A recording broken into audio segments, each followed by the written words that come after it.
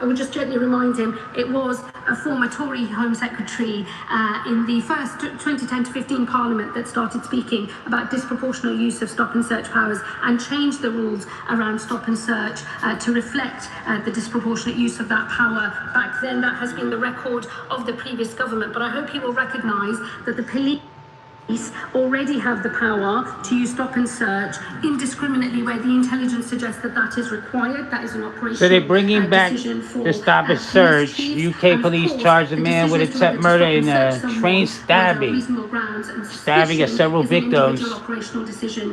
They have a video of the crime scene. This is a well-used power. It is a well-understood power. It is an important power that is in our arsenal. I tell you, things are happening all across the world. And this government. And how are things going for you today? We're nearing noon, less than 15 minutes. I'm about to grab my cup of coffee. Let this lady talk. Will very soon be consulting on a new legal framework to underpin the use of live facial recognition. He will know that when his party was in power, it was left to individual police forces, and I believe it was South Wales and the Met who first rolled live facial recognition out, faced lots of legal challenges as a result thereof. The government did not then change their policy, but this government will consult on a legal framework so that all police forces across the country can use live facial recognition technology, confident that they will not find themselves defending those decisions in courts in the future. And I've also supported the rollout of 10 specific live facial recognition units across the country, and would look to do more as well in the coming months. In relation to scans for knives, let me just say to him on tech more broadly, I think there is much more that we can do to use emerging technology in order to help us. They're using every opportunity as a reason to just use this technology on everybody. But I will be setting out more. How do you feel about that? Broader position in the as a person that's just walking around conducting your business and they're scanning you, hitting you with all these different technologies and ways. In our country, it is important that we keep doing everything we can to bear down on the damage that knife crime causes and provide pathways for those who get caught up in the carrying of knives. That is an important bit of policy that we will carry on working on. But in relation to the attack that we are talking about primarily today, I do urge the House that before we draw broader policy conclusions, we wait until more of the facts are known. Mr. Chair, Ms. Cadbury.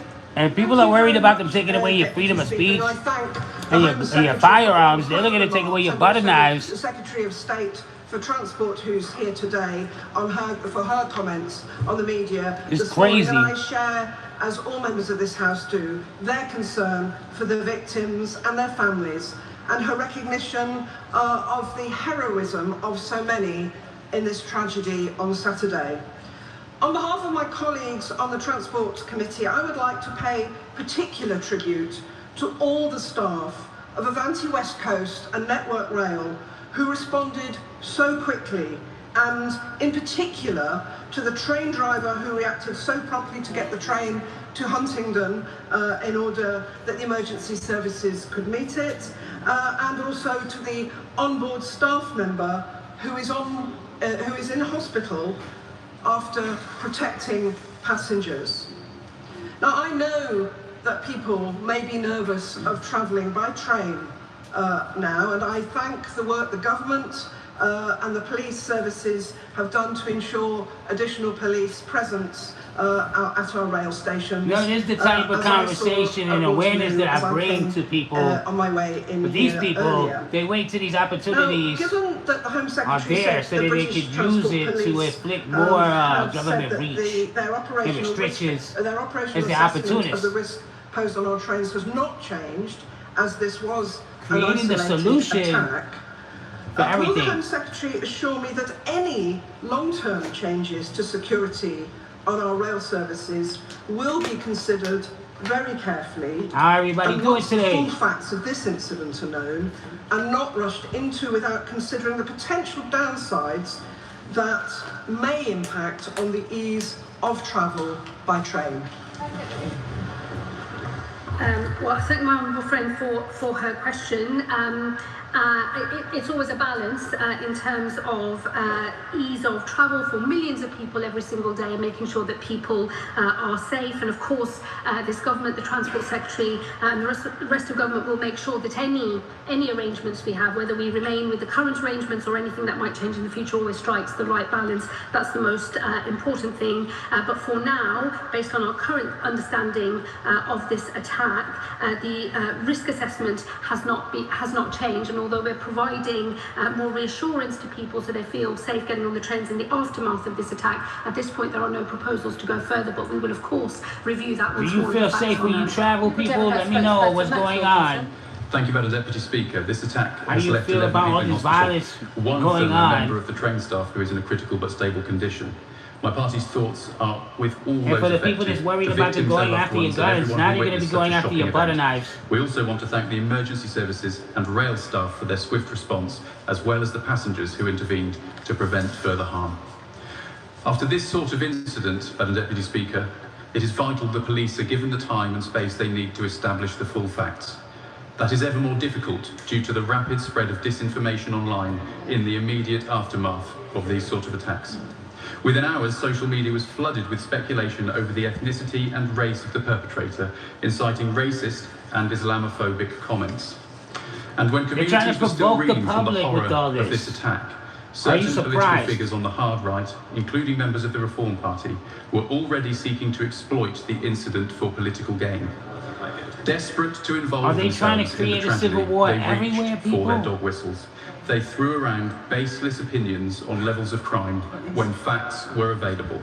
They were shamelessly trying to turn tragedy into yet another excuse to whip up fear and sow division. The Shadow Home Secretary's comments today also veered into that realm.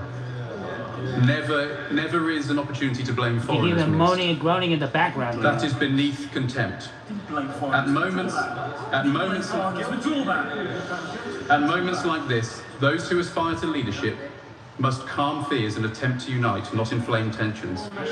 Does the Home Secretary share my view that while knife crime must be tackled forcefully, it's important that all of us must respond with arguments grounded in fact, rather than trying to stoke fear? We're listening in there live to the House of Commons as they're discussing a mass stabbing attack on a train over the weekend that left 11 people wounded. We're going to step... Uh-oh, give me a second to lower this down, mute it. I don't need issues with my live right now.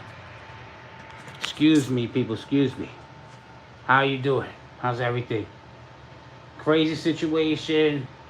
They're using this for, you know, another reason to stop and frisk people. Turkeys and sides. Instead of Pre-game snacks. locking up the No matter- people that they should have been locking up in the first place. They're looking to take away your freedoms slowly.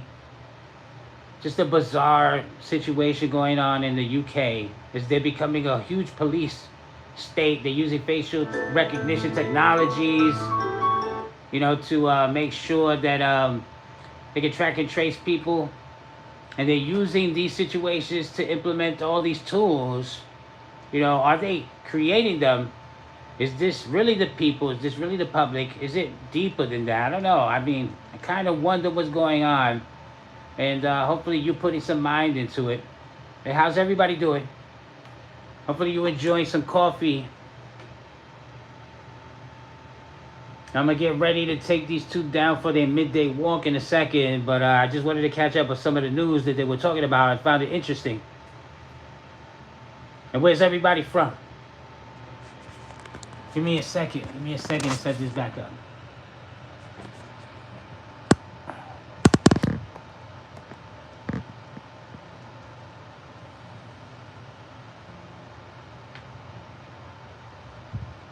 Showing the beautiful sights of the city over here.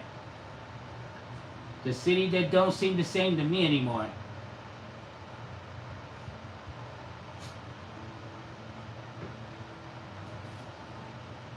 I'm just waiting for this commercial break to end, and then I'm gonna raise back the volume because I don't need them issues with the live right now. So give me a second, I'll pick this back up. Right back to London, where the House of Commons is talking about about a man who was charged with attempted murder after a mass stabbing attack on a train over the weekend. And before we head there, I did want to share this. This is some still photos from video showing the UK mass train stabbing suspect storm into a barber shop with a very large knife 1 day before the rampage. So happening right now in the House of Commons. Apparently he may have lawmakers are caught other talking about victims. security amid growing concern for these sorts of crimes. Let's listen in. Thank my honourable friend, and I can only imagine how terrifying it must have been for his constituents and those in neighbouring areas to hear news of this horrifying attack. He'll know I can't say any more at the moment about other potential incidents. They are the subject of further investigation. What was that all about? As more facts are confirmed by the police, we will be able to say more. And of course, the IOPC must be allowed to do their work. And on community cohesion more broadly, of course, when we know more about the facts of this case, we'll know whether this relates to community cohesion or whether it relates to wider community issues. I would encourage members to wait until more of the facts are known before we draw those broader conclusions, but I do agree with him that it is necessary that we reassure communities in his constituency and across the country. That's why there is an increased police presence across the transport network, and it's why this government will make sure that as we know more, whether there are lessons to be learned, that they will be learned and acted upon. Ben Obsijekti. It seems like the further they're going into this whole control situation, they want to take away all your weaponry. They're going to create the stories to do it. The LNER crew member whose heroic and selfless actions, placing himself in harm's way, saved lives at the cost of his own safety, and who remains in a critical but stable condition. It was a To the other 4 psyop. victims who remain in hospital with stab wounds, and to the 4 who were discharged yesterday, as well as those who bore witness to the attacks and will still be processing their own experiences. I would like to place on record my praise for the emergency services response to Cambridgeshire Constabulary, whose unarmed response officers and firearms officers were able to place Anthony Williams in custody within 8 minutes of receiving the 999 call. To Cambridgeshire Fire and Rescue Services, our Air Ambulance that's Services, and to the East of 666 England for all Ambulance you Trust for their incident response numerologists. and for getting the casualties to Adam Brooks Hospital. Also to the train driver, Andrew Johnson, and signalling staff, whose speed of thought in moving the train onto the suburban line from the high-speed line meant that the train could make the unscheduled stop at Huntingdon, a decision that curtailed the attack by several crucial minutes, allowed the police to apprehend the suspect, and undoubtedly saved lives. The swift action of all those involved prevented a horrific attack from being far, far worse. I'm sure the Home Secretary and indeed the whole House would wish to share in my sympathies What do you think for those about this impacted by crazy horrific attack. situation? I'm having technical issues.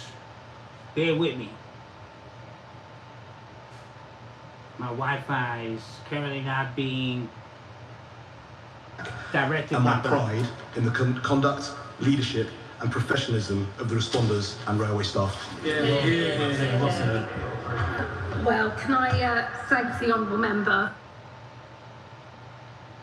for both his question today, but also for his own work over the weekend. He was very quick to arrive at the scene. I thought the honourable member handled himself with, great honour and reflected in a very measured way the initial response to such a horrifying incident in his constituency. I think the way he's handled himself is a credit to him and to the people that he represents. And I, of course, agree with him in relation to his remarks about the bravery of all of those who were responding, the speed of the response, but also the bravery of those inside the train itself as well. And let me assure him that myself and my officials stand ready to work with him and others who are locally on the ground to make sure all lessons are learned as we move forward. Andrew Pates. Mr. Speaker, and can I associate myself with the comments about sympathy and empathy for the victims of this? The names of Peterborough and the town of my constituency of my right honourable friend Huntingdon have flashed up across the news and around the world this weekend because of the terrible events we've seen happening on Saturday night. Madam Deputy Speaker, I don't want my constituency to be known just because of the acts of a single perpetrator. So can I put on tribute pay my tribute to the police, the trained staff, the first responders and others who stepped forward when the actions were needed to do that. And can I also pay particular tribute to my own constituent, train driver Andrew Johnson, and his ASLEF and RMT colleagues on LNER who went beyond the call of duty on that evening. They showed the best of British values and the truth. Oh, I'm thinking it's monetize my video now. Sons of bitches. This is the news. I'll be back, people.